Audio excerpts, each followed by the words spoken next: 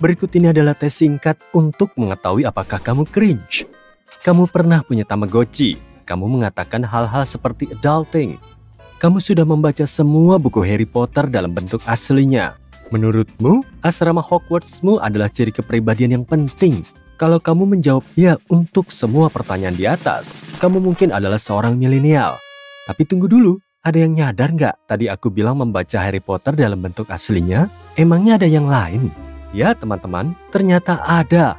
Novel-novel Harry Potter berada di tengah-tengah perdebatan generasi yang sengit. Sementara generasi milenial tumbuh dengan buku-buku dan karakter-karakternya, Gen Z tampaknya tidak paham dengan semua kehebohan itu. Sampai beberapa Gen Z memutuskan untuk menerjemahkan Harry Potter ke dalam bahasa mereka. Dan bahasa yang kumaksud adalah bahasa gaul mereka. Cara anak muda berkomunikasi atau lebih tepatnya, saling berkirim pesan saat ini. Oke, mari kita bahas apa maksudnya. Bab pertama dari buku pertama Harry Potter aslinya berjudul The Boy Who Lived. Namun, setelah dipelintir dan disesuaikan dengan kosakata Gen Z, bab ini diberi judul The Boy Who Wasn't Alive. Terjemahannya kemudian berlanjut dan menjelaskan bahwa keluarga Dursley itu basic banget, makasih. Di dalamnya juga terdapat kata-kata seperti sus dan real no fact. Supaya kamu nggak perlu repot-repot mencari tahu arti istilah-istilah itu di Google, sus adalah kependekan dari suspicious, yang berarti mencurigakan. Dan real no fact adalah bahasa gaul yang berarti itulah yang sebenarnya. Penampilan pertama Dumbledore juga cukup lucu, terutama kalau kamu mempertimbangkan betapa seriusnya karakter ini dalam alur cerita aslinya. Penerjemah mendeskripsikannya sebagai seorang yang tinggi, kurus, dan sudah tua sekali, dengan jenggot putih kerennya yang cukup panjang untuk diselipkan ke ikat pinggangnya. Dan mengakhiri deskripsinya dengan mengatakan, inilah jagoan kita, Dumbledore. Terjemahannya ini lumayan kocak, dan banyak pengguna berkomentar bahwa sulit sekali mencari di mana mereka bisa membeli salinannya. Tapi sayangnya, kamu tidak bisa membeli terjemahan ini, karena hanya sebagian saja yang diterjemahkan ke dalam bahasa Gen Z. Tapi kamu masih bisa membaca sedikit bagian dari Harry Potter and the Chamber of Secrets dan Harry Potter and the Jug of Fire. Dan ya, itu memang aneh seperti kedengarannya. Banyak dialek Gen Z yang dikembangkan sebagai cara untuk menghindari terdeteksi oleh algoritma. Dan ini patut dipuji, mereka pandai menjelajahi web. Masalahnya, kalau kamu bukan seorang Gen Z, kamu mungkin akan membutuhkan kamus untuk memahami apa yang mereka maksud. Mungkin ini saatnya bagi generasi milenial untuk menghadapi kenyataan pahit di balik semua ini. Milenial bukanlah orang-orang digital asli. Memang, World Wide Web diciptakan pada tahun 1989 oleh seorang ilmuwan CERN yang dikenal dengan nama Tim Berners-Lee. Dan secara teknis, kamu dianggap sebagai generasi milenial kalau kamu lahir antara tahun 1981 hingga 1996. Namun, internet baru menjadi bagian dari kehidupan sehari-hari generasi milenial sekitar tahun 1991. Ini berarti bahwa generasi milenial harus belajar bagaimana menavigasi dunia yang sama sekali baru ini di usia remaja. Sebagian besar generasi milenial mengikuti kelas komputer di sekolah di mana mereka belajar cara mengetik di keyboard dan menulis email. Mereka harus belajar bahasa baru ini dengan runut. Hal yang bagi sebagian besar Gen Z akan terasa sangat cringe.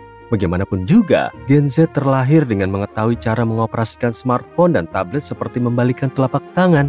Tapi apa hubungannya Harry Potter dengan semua ini? Untuk memahaminya, kita butuh beberapa konteks. The Philosopher's Stone, buku pertama dalam seri Harry Potter, terbit pada tahun 1997. Baik remaja maupun anak-anak milenial seakan terhisap dalam fantasi dunia sihir. Hingga buku terakhir Harry Potter karya J.K. Rowling yang terbit pada tahun 2007.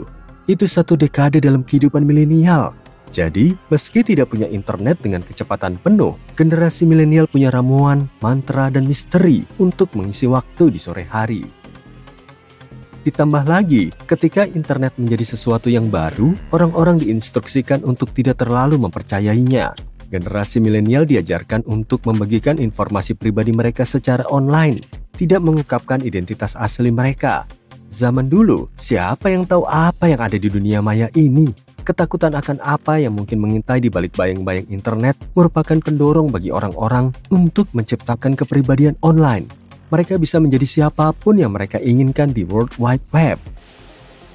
Perlahan tapi pasti, pada tahun 2003, media sosial pertama yang tersebar luas di kalangan generasi milenial muncul.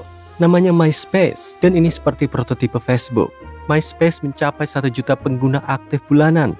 Jumlah ini nggak ada apa-apanya kalau dibandingkan dengan 1,1 miliar pengguna TikTok di seluruh dunia. Tapi itu sudah banyak sekali untuk masa-masa awal tahun 2000-an. Ada ruang bagi orang-orang untuk mendeskripsikan diri secara singkat. Sebuah biografi mini tempat kebanyakan orang akan menaruh kutipan dari band rock 90-an favoritnya.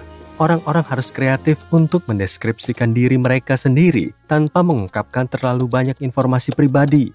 Jadi saat itulah mereka mulai mengatakan bahwa diri mereka adalah Hufflepuff atau Gryffindor.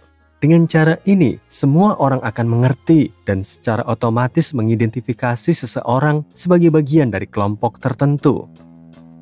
Ada 2 cara untuk mencari tahu kamu termasuk asrama Harry Potter yang mana. Yang pertama adalah identifikasi pribadi seseorang dengan karakter buku Harry Potter.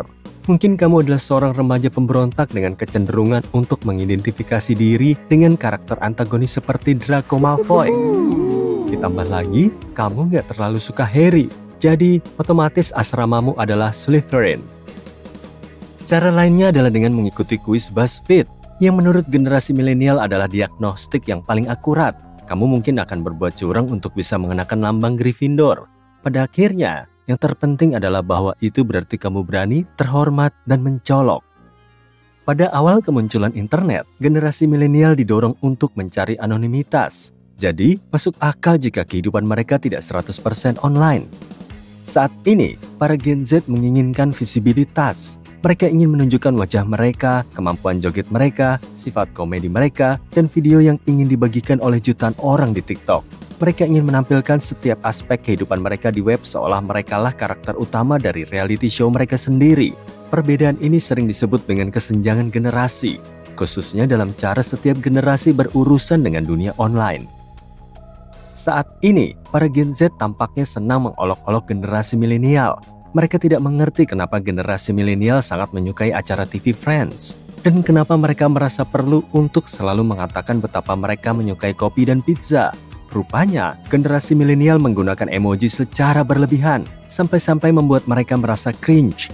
Kalau kamu seorang milenial, kamu pasti juga pengguna Pinterest yang taat. Kamu mungkin telah mendekorasi rumahmu dengan bantuan media sosial ini dan pin-pinmu bertanggung jawab atas estetika rumahmu. Namun, menurut para anak muda, Pinterest membuat para milenial menyukai rose gold dan marmer agak terlalu berlebihan. Oh, ada juga sesuatu yang disebut Gen Z sebagai humor milenial. Tren TikTok yang sedang populer saat ini adalah para Gen Z yang mengolok-olok humor cringe generasi pendahulunya. Beberapa pengguna menjadi viral karena memparodikan milenial dan kecintaan mereka terhadap parodi musik. Banyaknya alpukat yang mereka taruh di atas roti bakar dan mengunggah gambar dengan judul "Jadi Gini". Dalam pembelaan anak-anak Gen Z, beberapa parodi musik yang dibuat oleh pengguna milenial memang membuat kita merasa cringe. Apa coffee shop pop bikin kamu relate? Tren kesenjangan generasi lainnya adalah yang para generasi muda sebut sebagai jeda milenial. Dan kalau kamu seorang milenial, hal ini mungkin akan terdengar sedikit menyakitkan. Menurut anak-anak muda, banyak influencer milenial memulai video dengan jeda singkat yang menunjukkan bahwa mereka tidak yakin apakah video tersebut sudah mulai direkam atau belum. Bahkan Taylor Swift pun pernah dituduh melakukan hal ini. Sebagian milenial mencoba membela diri dan mengatakan bahwa yang disebut sebagai humor milenial hanyalah sebagian kecil dari konten milenial di media sosial. Ada juga yang mengatakan bahwa konten yang diolok-olok oleh Gen Z adalah milik kelompok sosial tertentu dan tidak mewakili semua milenial. Kecuali kalau itu tentang Harry Potter. Mungkin inilah topik yang menyetarakan semua orang yang lahir hingga tahun 96.